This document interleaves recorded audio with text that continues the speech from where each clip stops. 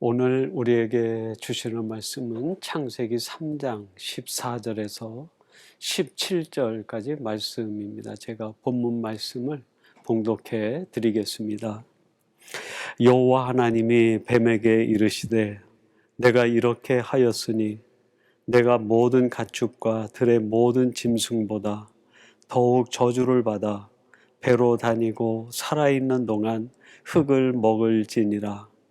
내가 너로 여자와 원수가 되게 하고 내 후손도 여자의 후손과 원수가 되게 하리니 여자의 후손은 내 머리를 상하게 할 것이요 너는 그의 발꿈치를 상하게 할 것이니라 하시고, 또 여자에게 이르시되 내가 내게 임신하는 고통을 크게 더하리니 내가 수고하고 자식을 낳을 것이며 너는 남편을 원하고 남편은 너를 다스릴 것이니라 하시고, 아담에게 이르시되 내가 내 아내의 말을 듣고 내가 내게 먹지 말라 한 나무의 열매를 먹었은즉 땅은 너로 말미암아 저주를 받고 너는 내 평생에 수고하여야 그 소산을 먹으리라. 아멘.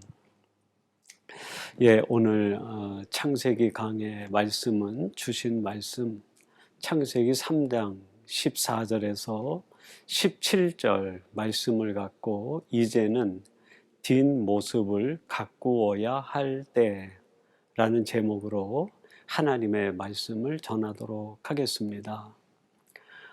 사람들은 일반적으로 세상이 자신이 보여주고 싶은 앞모습만 보고 자신을 평가해 주기를 원합니다. 그러나 세상은 그 사람이 보여주는 뒷모습을 보며 그 사람의 됨됨이와 인격과 삶을 판단하고 평가하게 되죠. 이것은 우리 크리스찬에게도 똑같이 적용된다고 할 수 있겠습니다. 오늘 이 세상에 있는 교회와 성도들은 세상이 자신과 교회를 평가할 때 보여주는 모습, 그것을 보고 교회와 성도됨을 평가하기를 원하지만 세상은 그렇게 하지 않습니다. 교회와 성도가 바라는 것과는 달리 교회가 보여주는 뒷모습, 성도들이 보여주는 뒷모습을 보며 교회란 무엇인가, 저 성도는 어떤 사람인가를 평가하게 되고, 더 나아가서는 교회와 성도가 전하는 복음마저도 판단하고 평가하게 되는 것이죠. 그래서 세상 사람들도 마찬가지지만 우리 성도들은 더욱더 앞모습보다는 뒷모습을 가꾸는 사람이 돼야 되겠다.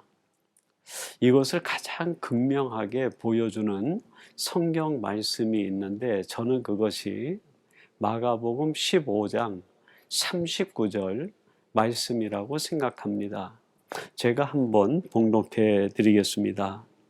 예수를 향하여 섰던 백부장이 그렇게 숨지심을 보고 이르되 이 사람은 진실로 하나님의 아들이었도다 하더라. 예수님을 그 십자가에 처형하는 책임을 맡은 로마의 백부장이 예수님을 처형하고 예수님이 돌아가시는 그 뒷모습을 보고 이렇게 고백을 했다는 것입니다. 이 사람이야말로 진실로 하나님의 아들이었도다.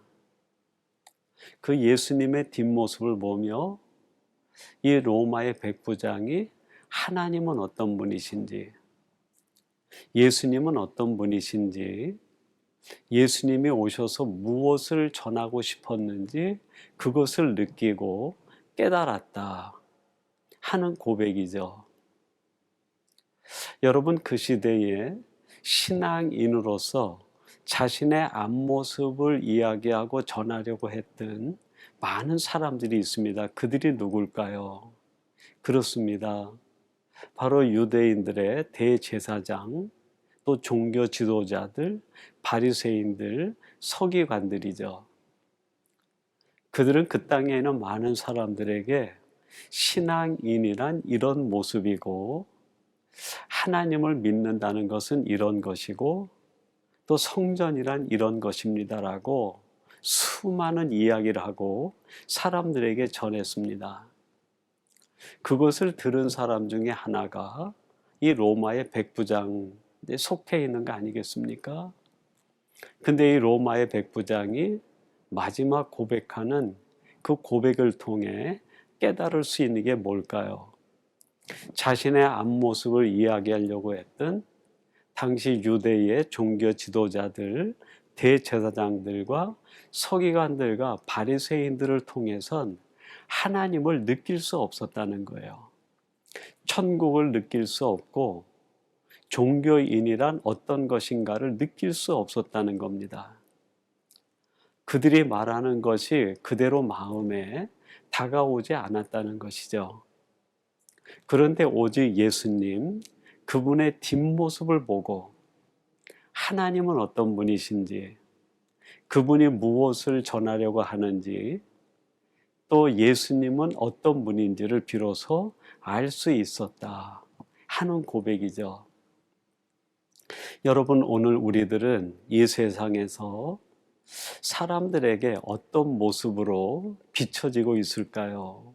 우리가 전하는, 내가 보여주고 싶은 앞모습이 그 사람들에게 전해지고 있는가, 아니면 정말 내가 살아가고 있는 내 삶의 뒷모습, 신앙인의 뒷모습을 통해서 하나님이 드러나고 복음이 드러나고 성도다움이 드러나고 있는가?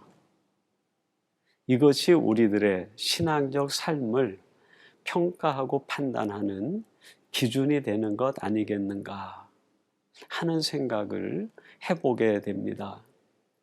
오늘 우리가 함께 나누게 되는 창세기 3장 14절에서 17절까지 말씀은 앞모습에서 실패한 아담과 하와에게 이제부터는 너희들이 이러한 모습이 아니라 변화된 뒷모습을 가꾸는 사람이 돼야 되지 않겠느냐 하는 역설적 교훈이 담겨 있는 말씀을 들려주시는 내용입니다.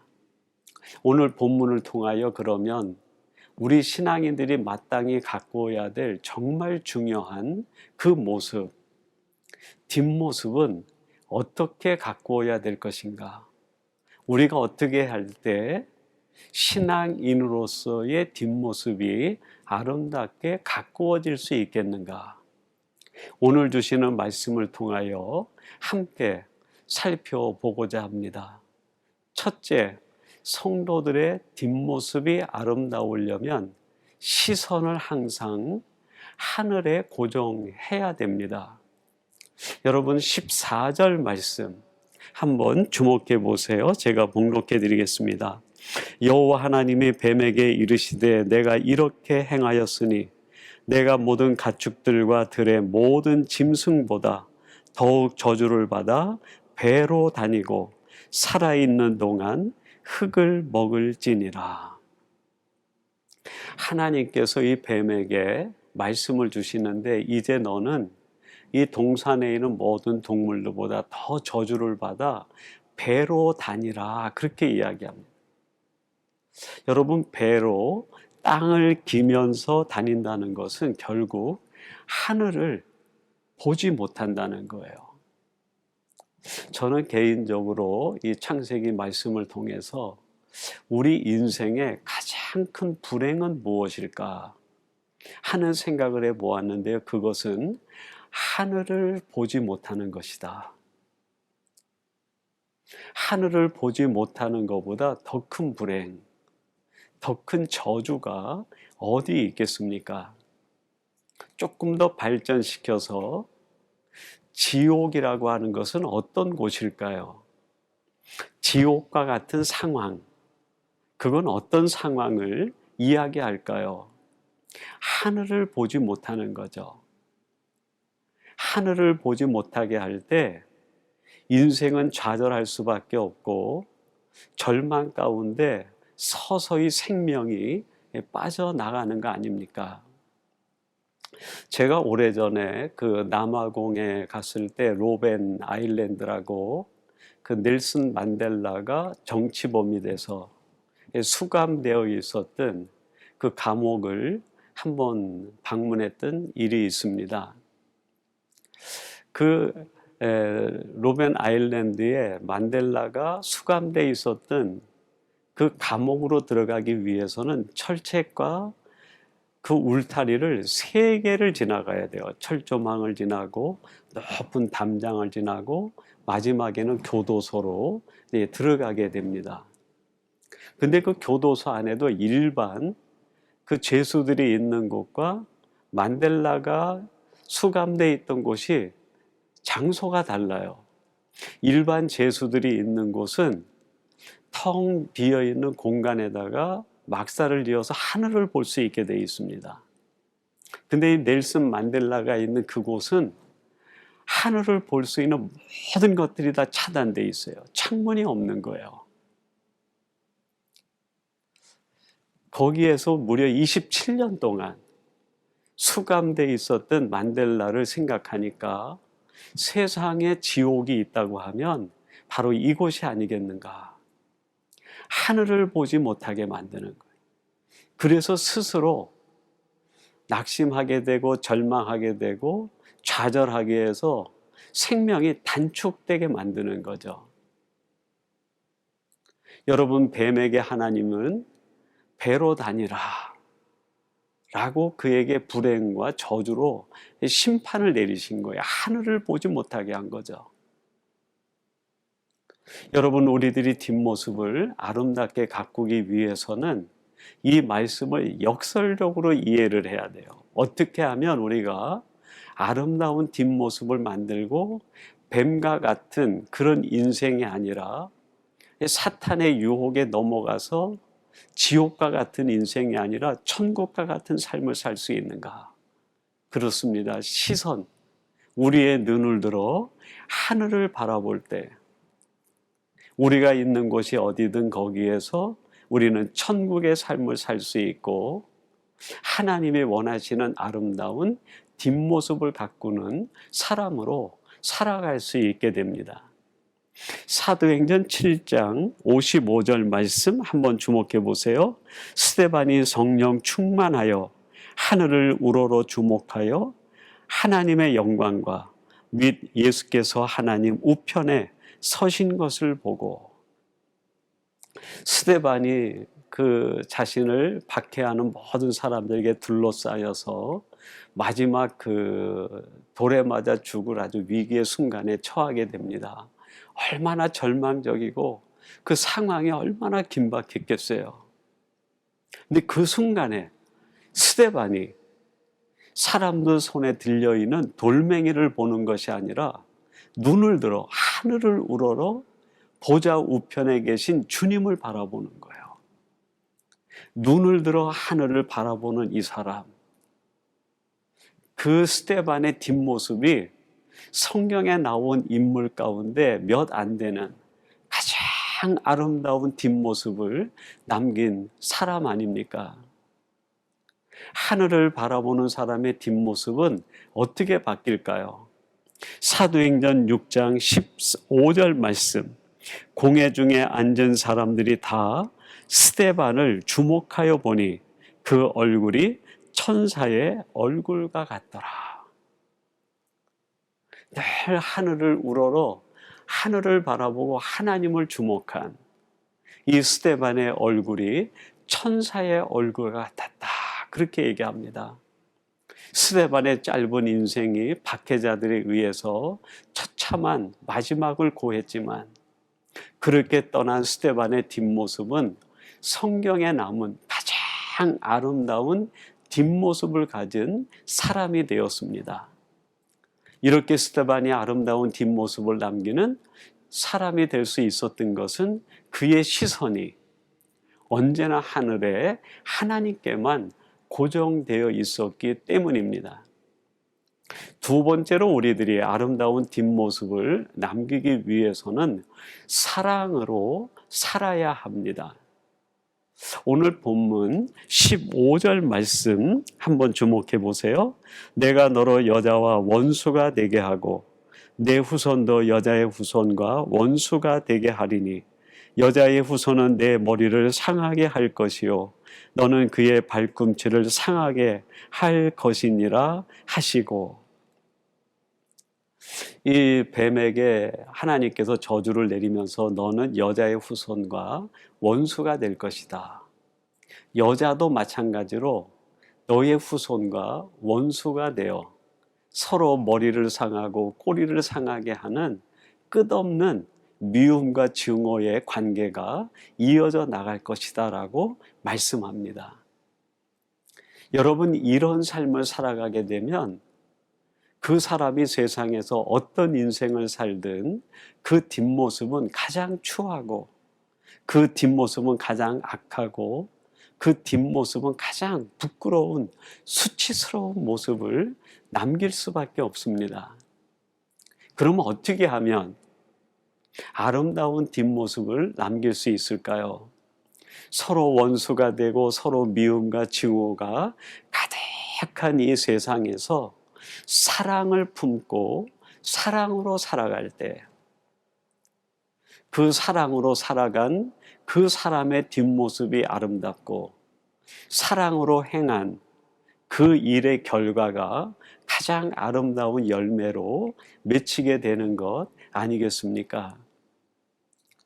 이렇게 서로 미움과 증오와 원수 관계로 모든 것이 파괴된 세상에 하나님의 아들 예수님이 이 땅에 오셔서 어떻게 하면 하나님의 아들로서 하나님의 사람으로서 아름다운 뒷모습을 남길 수 있는가 하는 것에 대하여 교훈을 주신 적이 있습니다. 그것이 산상수훈의 말씀인데 마태복음 5장 44절 이렇게 말씀합니다. 나는 너희에게 이르노니 너희 원수를 사랑하며 너희를 박해하는 자를 위하여 기도하라. 무슨 말씀입니까? 그렇습니다. 죄로 인하여 이 땅에는 모든 사람들이 서로 증오와 미움과 분노와 갈등과 원수 맺음으로 살아가고 있을 때 너희들도 똑같이 그렇게 살지 말라는 거예요. 그렇게 하면 그 모습이 추할 수밖에 없고 그 모습이 악할 수밖에 없다는 거예요. 그래서 내가 너희들에게 말하노니 너희 원수를 사랑하라. 사랑으로 살아갈 때만이 그 사람이 뒷모습이 아름답고 그 사람이 남기는 삶이 아름다운 삶이 흔적으로 남게 되는 겁니다. 제가 그 대구 영락교회에 있을 때 그 대구에서는 제가 가서 잘 몰랐는데 그 남자들이 설거지 하는 거를 굉장히 뭐라 그럴까요? 터부시 하는 걸 느꼈어요. 그래서 교회에서 교인들이 전체 예배 드리고 나서 그 식사를 하고 난 뒤에 그 설거지를 하는데 설거지 하는 데에 남자들이 한 사람도 들어가지 않는 거예요. 제가 서울에서 부목사로 있을 때에는 주방에 어려운 일이 있으면 부목사님들 들어가시고 남자 집사님들도 들어가시고 장로님도 들어가셔서 그 어려운 일들을 설거지를 도와주고 그러는데 이 대구에 갔더니 그걸 안 하는 거예요. 그래서 제가 먼저 설거지를 하기 시작을 했습니다. 큰 그 고무 다랑이에 교인들이 식사하고 난 뒤에 식판이며 그릇이며 또 그 고무 당아리 안에는 수저와 또 젓가락과 포크, 심지어는 칼 같은 것도 그냥 가득 담겨 있는 거예요. 그거를 설거지 하다 보면 어느 때는 젓가락이 찌르기도 하고 포크가 찌르기도 하고 아주 날카로운 칼이 얼마나 위험한지 모르겠어요. 근데 그걸 하나하나 들어서 깨끗이 세제로 닦고 맑은 물로 헹구고 나면 아주 새 모습을 하고 다시 쓰임 받을 수 있는 그 그릇들로 또 준비가 되는 거예요. 그걸 하면서 제가 느낀 게 사랑이란 이런 것이구나. 나를 찌르고 나를 향해 날카롭게 나를 세우고 있는 칼 같은 사람이 있다 할지라도 그거를 하나씩 하나씩 씻어내리는 것, 때로는 찔리면서도 그거를 깨끗이 닦아내는 일이 사랑이구나. 그리고 교회라고 하는 것은 바로 이 고무 다랑이와 같은 곳이구나 하는 걸 느꼈어요. 여러분, 교회 안에 온갖 사람들이 다 모여들지 않습니까? 젓가락 같은 사람, 또 포크 같은 사람, 때로는 날선 칼 같은 사람도 다 섞여 있어요.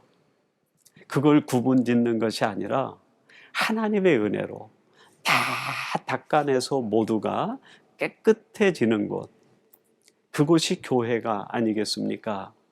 그런 교회야말로 세상에서 가장 아름다운 교회고, 그런 일을 감당하는 성도들이 세상에서 가장 아름다운 뒷모습을 가진 성도 아니겠습니까?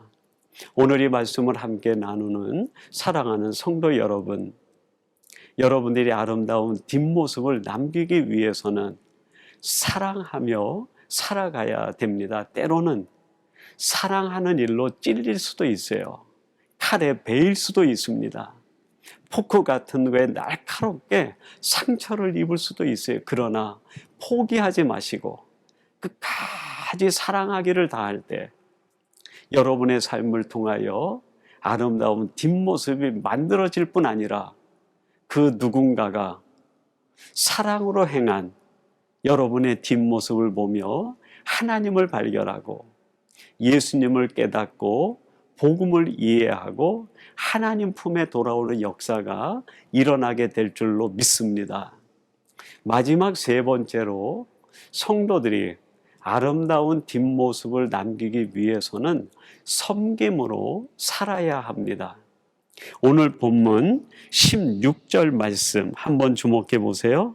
또 여자에게 이르시되 내가 내게 임신하는 고통을 크게 더하리니 내가 수고하고 자식을 낳을 것이며 너는 남편을 원하고 남편은 너를 다스릴 것이니라 하시고, 이 16절에 보면 죄로 인하여 관계가 파괴되어지되 마지막에는 사람과 사람의 관계가 다 파괴가 되어졌습니다. 하나님께서 아담을 위하여 하와를 지으셨을 때 돕는 배필을 짓겠다 말씀하시고 하와를 지었어요. 근데 죄라는 것이 들어와서 이 돕는 관계가 전부 파괴가 되고 어떻게 됩니까? 16절에 보니까 다스리라 그랬어요. 힘의 세계로 바뀌게 되고 강자가 약자를 지배하고 힘 있는 자가 힘 없는 자를 다스리고 착취하는 그런 관계로 모두가 변질되고 깨어지고 만 겁니다. 즉 섬김이라고 하는 것이 사라져 버린 거예요. 바로 이렇게 다스림, 힘의 논리, 강한 자가 약한 자를 지배하는 세상이 되면 그 세상은 지옥과 같은 세상이 됩니다. 그런 사람들이 모여 사는 그 사회는 악할 수밖에 없는 거예요. 그 누군가가 눈물 흘리고 절망할 수밖에 없는 거죠. 그러면 이런 세상에 우리 성도들은 어떤 삶의 논리로 살아가야 되는가? 그렇습니다. 섬김으로 살아야 합니다. 예수님께서 이 땅에 오셔서 제일 먼저 하신 말씀, 예수님이 왜 이 세상에 오셨는지 그거를 가르쳐 주시는데 마가복음 10장 45절에 이렇게 말씀합니다. 인자가 온 것은 섬김을 받으려 함이 아니라 도리어 섬기려 하고 자기 목숨을 많은 사람의 대속물로 주려 함이니라. 얘들아, 내가 온 것은 하나님의 아들로서 섬김을 받으러 온 것이 아니라 하나님의 아들이기 때문에 섬기러 온 것이야. 예수님이 오신 이유를 이렇게 설명해 주셨어요. 그리고 마지막 예수님이 공생의 사역을 마치고 떠나시기 직전에 제자들에게 주시는 메시지가 있었습니다. 그 메시지가 뭘까요? 요한복음 13장 15절 말씀, 내가 너에게 행한 것 같이 너희도 행하게 하려 하여 본을 보였노라. 여러분, 이 말씀은 예수님이 마지막 그 6월절 만찬을 하실 때 제자들이 함께 모인 자리에서 대야에 물을 받아 제자들의 발을 하나씩 닦아주십니다. 그 발을 다 닦으신 뒤에 주님께서 제자들에게 하시는 말씀이에요. 얘들아, 내가 너희들에게 이 본을 보였으니 너희들도 이렇게 이 일을 행하며 살아가라. 예수님께서 제자들에게 마지막 보여주신 예수님의 모습은 섬김이었어요. 처음 공생애를 시작할 때도 섬김 때문에 오셨다 말씀하시고, 공생애 사역을 마치실 때에도 제자들에게 섬김으로 그 사역을 마무리 지으시는 예수님. 여기에 담긴 메시지가 뭡니까? 성도들이 보여주는 뒷모습 가운데 가장 아름다운 모습 중에 또 하나가 섬김이라는 거예요.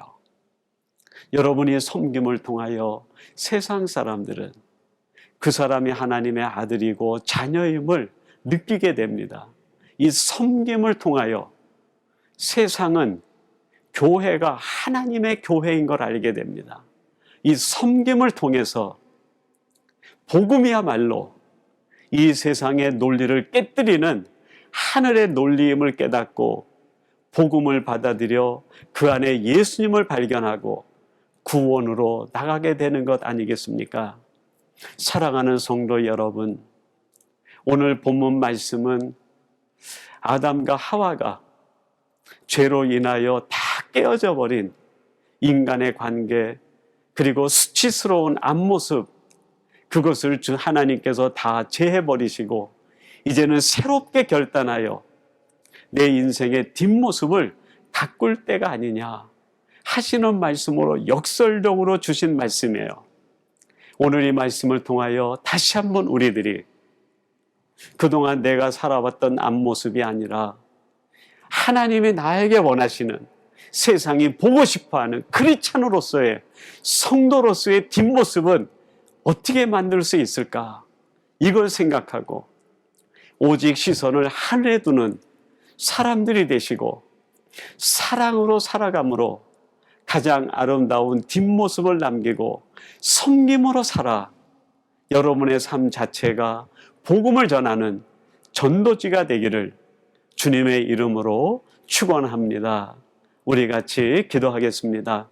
하나님 아버지, 감사합니다. 오늘 주시는 말씀을 통하여 말씀에 담긴 역설적 의미로 이제는 우리들의 뒷모습을 가꿀 때임을 깨달아 함께 말씀을 나누었습니다. 아버지 하나님, 저희들이 땅만 보는 자들이 아니라 눈을 들어 하늘을 보는 사람들 되게 해 주옵소서.